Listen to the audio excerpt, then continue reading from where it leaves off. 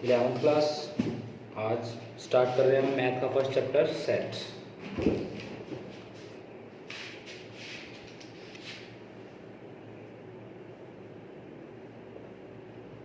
Sets क्या होते हैं? सेट्स का मतलब है वेल डिफाइंड ऑब्जेक्ट्स को, कलेक्शन को हम बोलते हैं सेट्स। ठीक है, well defined collection of objects.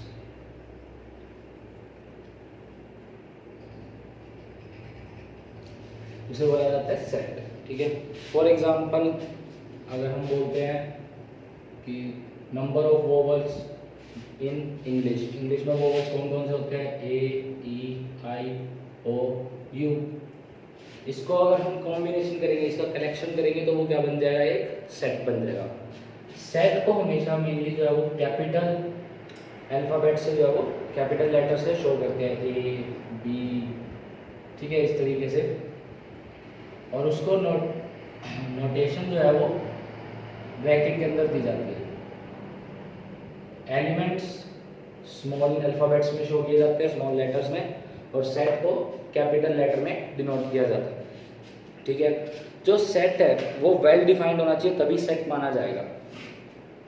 For example अगर आपसे पूछा जाए कि right the collection of your favourite cricket players, अगर आप अपने फेवरेट क्रिकेट प्लेयर्स के जब वो कलेक्शन को सेट के फॉर्म में लिखे तो वो सेट नहीं बनेगा, वो डिफाइंड नहीं होंगे, क्योंकि कोई एक प्लेयर किसी का फेवरेट है तो वो दूसरे का फेवरेट नहीं भी हो सकता है, हो भी सकता है, इसीलिए वो सेट जो है वो प्रॉपर डिफाइन नहीं होगा। सेट के लिए जो कलेक्शन ले रहे हैं हम डाटा की, वो प्रॉपर डिफाइंड होनी चाहिए। ठीक है, नेचुरल नंबर को सेट्स को n से डिनोट किया जाता है। ठीक है, इंटीजर के लिए हम z यूज करते हैं, z set of all integers. इसी तरह से रियल नंबर्स के लिए r यूज किया जाता है।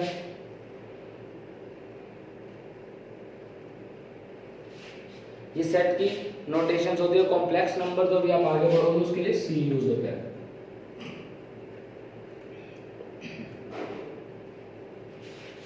इसके बाद आता है जो हम सेट्स पढ़ रहे हैं उसको लिखने के दो तरीके हैं, सेट्स को डिनोट करने की दो फॉर्म होती हैं।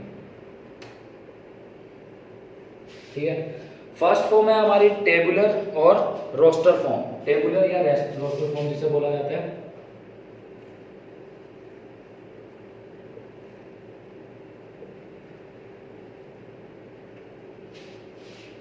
एक फॉर्म है टेबुलर या रोस्टर फॉर्म जिसे बोलते हैं। दूसरी फॉर्म जो है वो है सेट बिल्डर।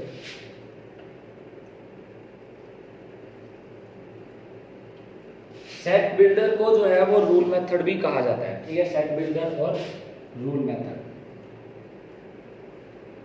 अब इन दोनों फॉर्म्स में कैसे हम एक्सप्लेन करते हैं सॉरी, टेबुलर और रोस्टर फॉर्म के अंदर हम एलिमेंट्स को अलग अलग तरीके से डिनोट करते हैं। ठीक है, जैसे कि ये जो था, अगर हम वोवल के सेट को हम डिफाइन कर रहे हैं, ए तो हमने लिखा ए, ई, आई, ओ, यू, सारे एलिमेंट्स जो है वो अलग अलग ही लिखे। तो ये जो फॉर्म बन रही है हमारी, ये कौन सी है? Tabular form. ठीक है, जहां पे हम एलिमेंट्स को अच्छे से डिफाइन करते हैं। सेट बिल्डर फॉर्म में हम नोटेशन करते हैं, एक केसेस देके, स्पेशल केस दे करके जो है वो डिनोट करते हैं। अगर हम इसी सेट को सेट बिल्डर फॉर्म में लिखेंगे तो वहां पर हम ए सेट को कैसे एक्सप्लेन करेंगे?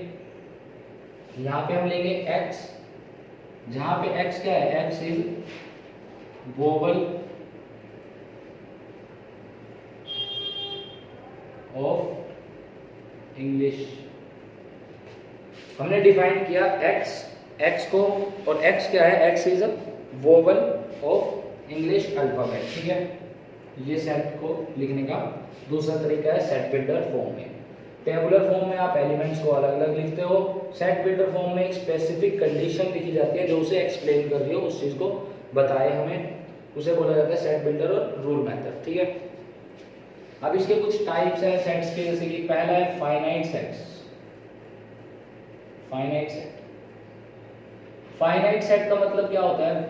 जब सेट के एलिमेंट्स को हम काउंट कर सकते हैं सॉरी काउंट कर सकते हैं तो उसे बोला जाता है फाइनाइट सेट। जो आप कोई भी ले लो, इसमें से अगर मैं एक सेट लिख देता हूं 1 2 3 4 5, आप इसके अंदर के एलिमेंट्स को जो है वो काउंट कर सकते हो, तो ये कैसा सेट हुआ? Finite set. ठीक है, या फिर आप इसे डिफाइन कर दो the set of months of an months in an year, एक ईयर में कितने मंथ्स हैं उसका सेट, इसको आप काउंट कर सकते हो। ठीक है, या number of days in a week, इसको आप काउंट कर सकते हो। ये कौन से सेट है? ये सारे फाइनाइट सेट है। इसके बाद आपका आता है इनफाइनाइट सेट। इनफाइनाइट सेट जिसको आप काउंट नहीं कर सकते, जिनमें एलिमेंट्स को काउंट नहीं किया जा सकता। ठीक है, जहां पे अनकाउंटेबल होते हैं, जैसे कि अगर मैं लिख दूं नेचुरल नंबर का कलेक्शन,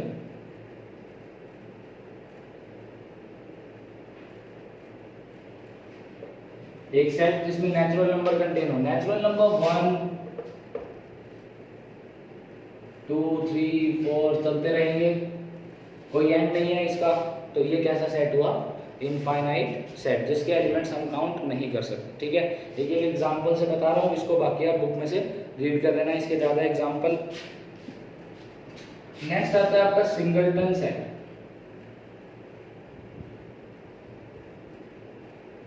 सिंगलटन सेट में एक ही एलिमेंट होना चाहिए, जिसमें सिर्फ एक एलिमेंट होता है उसे बोला जाता है सिंगलटन सेट। ठीक है, जैसे कि अगर मैं इसे एक्सप्लेन करता हूं, ए कोई सेट है एक्स, एक्स की क्या कंडीशन है? एक्स जो है वो बिलोंग करता है, एक्स बिलोंग करता है आपका 11 और 13 के बीच में। ठीक है, ये कंडीशन है एक्स की, एक्स बिलोंग्स टू 11 टू 30, 11 से 13 के बीच में। 11 से 13 के बीच में सिर्फ एक एलिमेंट आता है। ठीक है, जो कि क्या है 12। यहाँ पर आपको लेकिन कंडीशन ये बतानी पड़ेगी कि एक्स जो है वो नेचुरल नंबर को बिलोंग करता है, क्योंकि अगर हम नेचुरल नंबर नहीं बताएंगे तो इसमें और वैल्यूज आ सकती है। ठीक है, तो हमने क्या कंडीशन दी? एक्स, जहाँ पे एक्स जो है वो 11 और 13 के बीच में है और एक्स बिलोंग करता है नेचुरल नंबर को। ठीक है, 11 और 13 के बीच में नेचुरल नंबर आता है सिर्फ 12, तो इस सेट में एक ही एलिमेंट आएगा 12, तो ये क्या हुआ? Singleton set. जिसमें एक ही एलिमेंट होता है उसे बोला जाता है सिंगलटन सेट। ठीक है, नेक्स्ट है आपका एम्प्टी सेट और नल। एम्प्टी सेट, ठीक है, या फिर जिसे नल सेट या वॉइड सेट भी कहते हैं।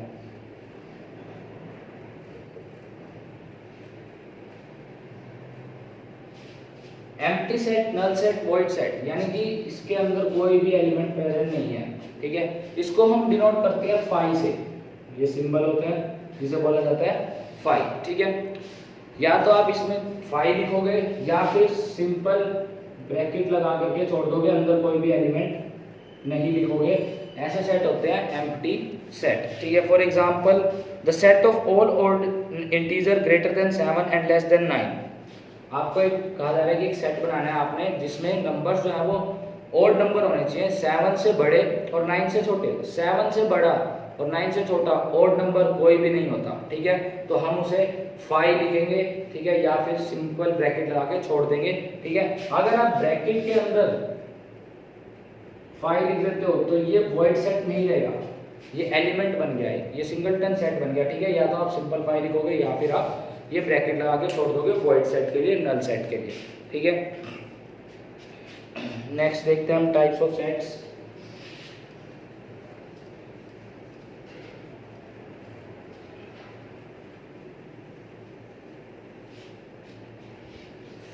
इक्वल सेट्स,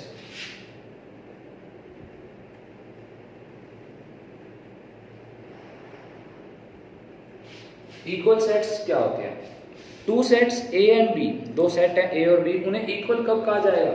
जब नंबर ऑफ एलिमेंट्स जो है वो ए में और बी में वो सेम है। ठीक है, if each X belong to A, अगर एक्स जो है वो ए को बिलोंग कर रहा है, and for each y belong to B, जब y जो है वो सॉरी x जो है वो b को भी बिलोंग कर रहा है, x a को बिलोंग कर रहा है, x b को बिलोंग कर रहा है, ऐसे y a को बिलोंग कर रहा है, y b को बिलोंग कर रहा है, तो उसे क्या बोला जाता है? Equal set. जैसे कि हम एग्जांपल ले लेते हैं, एक सेट है a 3 4 5, ठीक है। दूसरा सेट है b 5 3 4। ए और बी जो होंगे वो इक्वल सेट्स होंगे। इसमें नंबर ऑफ एलिमेंट्स 3 3 हैं और नंबर जो एलिमेंट्स आ रहे हैं वो सेम भी हैं, ठीक है। इसमें अरेंजमेंट जो होती है वो मैटर नहीं करती, एलिमेंट सेम होने चाहिए, ठीक है। एलिमेंट सेम होने चाहिए। देखो 3 इसमें है, 3 इसमें है, 4 इसमें है, 4 इसमें है, 5 इसमें है, 5 इसमें है। इवन जो रिपीटिशन है वो भी मैटर नहीं करते। फॉर एग्जांपल दूसरा सेट लेते हैं हम, ए कोई सेट है 2 4 6 और बी कोई सेट है 2 2 4 6 6। अब ए और बी इन दोनों सेट्स के अंदर जो नंबर ऑफ एलिमेंट्स आ रहे हैं 2 आ रहे हैं, 4 आ रहे हैं एंड 6 आ रहे हैं। इसमें 2 बार आ रहे हैं 6 और 2, ठीक है। फिर भी ये जो सेट्स होंगे वो इक्वल होंगे क्योंकि रिपीटिशन की भी वैल्यू नहीं है। एलिमेंट्स जो है वो इनके अंदर सेम है, इक्वल है, इसीलिए क्या कहा जाता है इन्हें? इक्वल सेट्स, ठीक है। नेक्स्ट है आपका मल्टीपल सेट्स। मल्टीपल सेट्स का मतलब होता है जिसमें एक से ज्यादा बार जो है वो रिपीट हो रहे हैं नंबर। जैसे कि बी जो है वो एक मल्टीपल सेट है, 2 जो है वो 2 टाइम्स आ रहा है, 6 2 टाइम्स आ रहा है, ठीक है। तो ये एक मल्टीपल सेट्स है। नेक्स्ट वैल्यू होती है आपकी cardinal number of finite set. Cardinal number या ऑर्डर।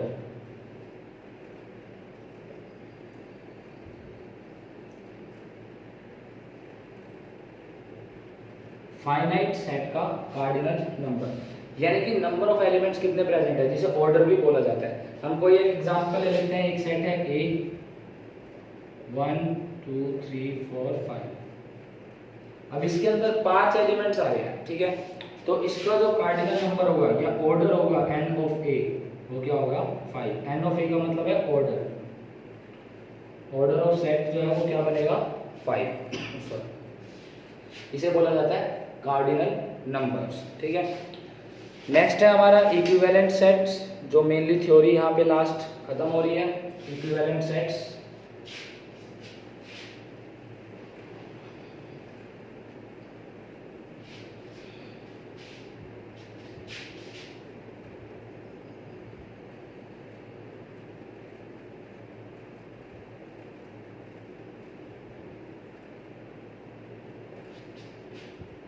इक्विवेलेंट सेट्स का मतलब क्या है कि दो सेट जिनमें नंबर ऑफ एलिमेंट्स जो है वो इक्वल आ रहे हैं, यानी कि उनका ऑर्डर जो है वो बराबर है, उन्हें बोला जाता है इक्विवेलेंट सेट। फॉर एग्जांपल ए कोई सेट है 1 2 3 और बी कोई सेट है x y z। Number of elements दोनों में जो है वो 3 है, ऑर्डर जो है वो इन दोनों का 3 है। तो ए और बी को इक्विवेलेंट सेट कहा जाता है, इस एरो से, डबल एरो से शो किया जाता है, ठीक है। A and B are equivalent sets, ठीक है। सॉरी, सिमिलर साइन का यूज करेंगे हम। ए जो है वो इक्विवेलेंट है बी, ठीक है।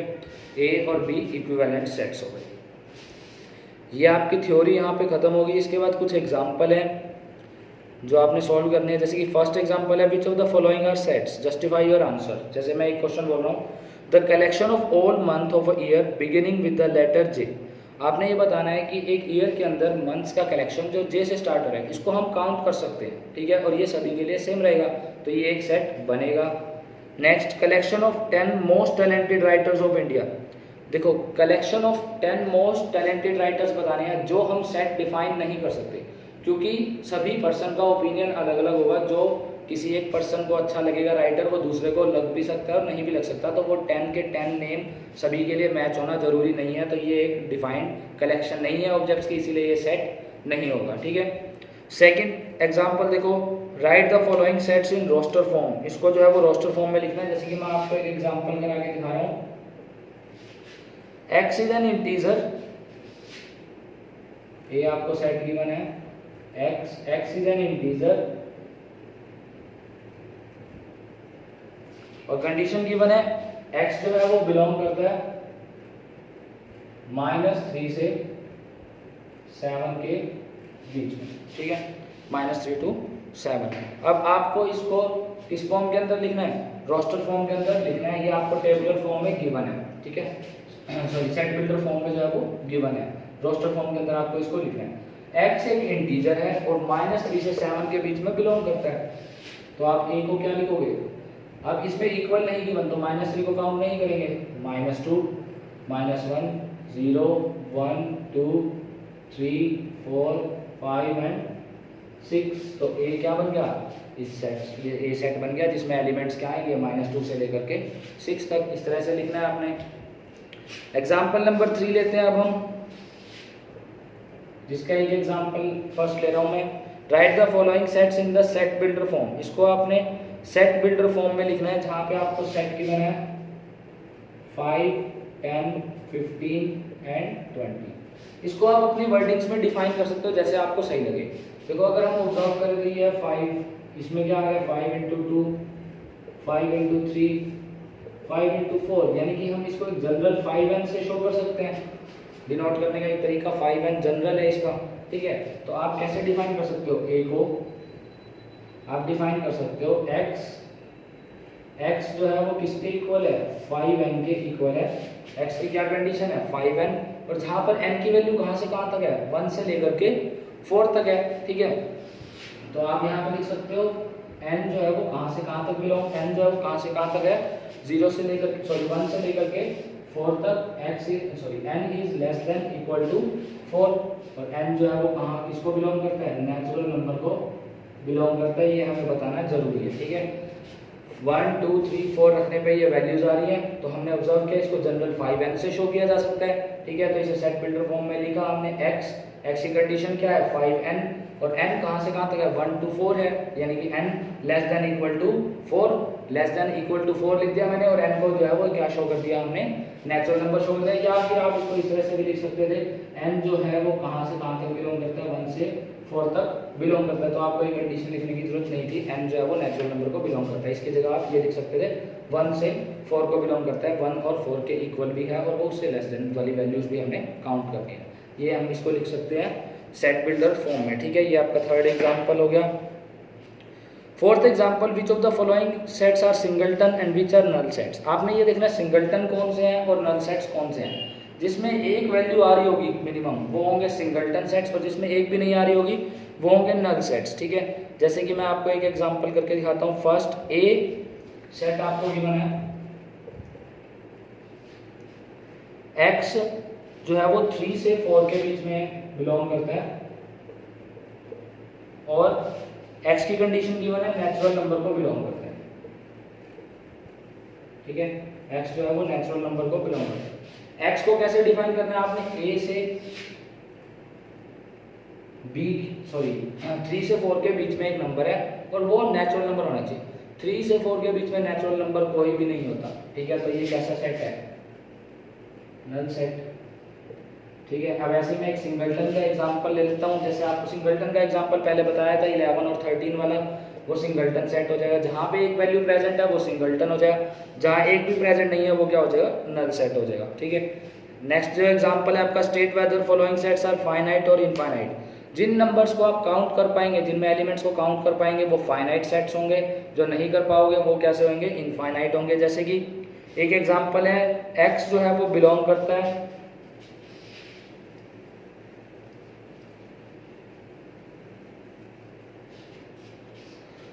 x बिलोंग करता है नेचुरल नंबर को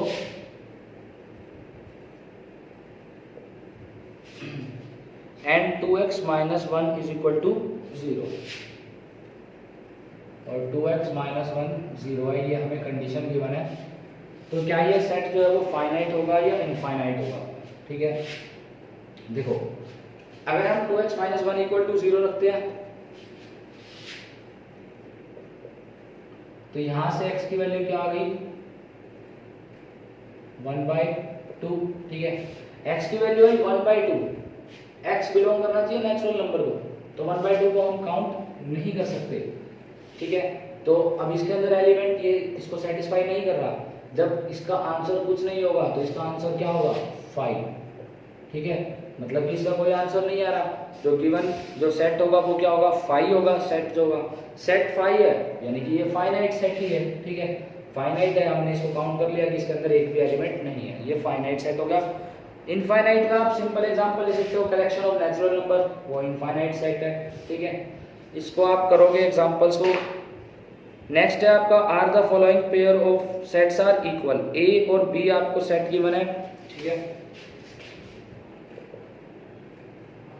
1 3 5 7 9 और बी आपको गिवन है 3 5 5 1 9 7। ठीक है, अब देखो क्या ये ए और बी दोनों इक्वल सेट्स हैं या नहीं। अगर ए और बी के दोनों सारे एलिमेंट्स जो है वो इसके अंदर प्रेजेंट है तो ये इक्वल सेट होंगे। 1 1 3 3 5 5 7 7 9 एंड 9। सभी सेट्स जो है वो सभी एलिमेंट्स जो है वो ए और बी के प्रेजेंट है, यानी कि एक्स जो ए को बिलोंग करता है वो एक्स जो है वो बी को भी बिलोंग करता है। बिलोंग का ये सिंबल होता है एक्स। ठीक है, ये बिलोंग का सिंबल होता है,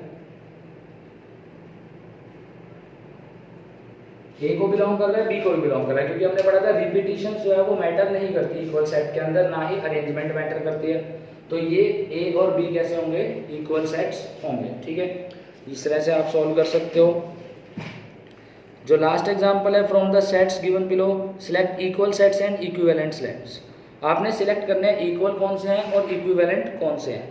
जिनमें एलिमेंट सेम आ रहे हैं वो क्या होंगे, इक्वल सेट्स, और जिसमें नंबर ऑफ एलिमेंट्स यानी कि ऑर्डर सेम आ रहा है वो कैसे सेट्स होंगे, इक्विवेलेंट सेट्स होंगे। ठीक है, तो इस इंफॉर्मेशन बेस पे थ्योरी अगर आपने अच्छे से समझ ली, आप इजीली ये फर्स्ट एक्सरसाइज सॉल्व कर सकते हो। ठीक है, तो आज आपने इतना ही करना है, फर्स्ट एक्सरसाइज को ट्राई करना है, जो प्रॉब्लम हो वो पूछनी है।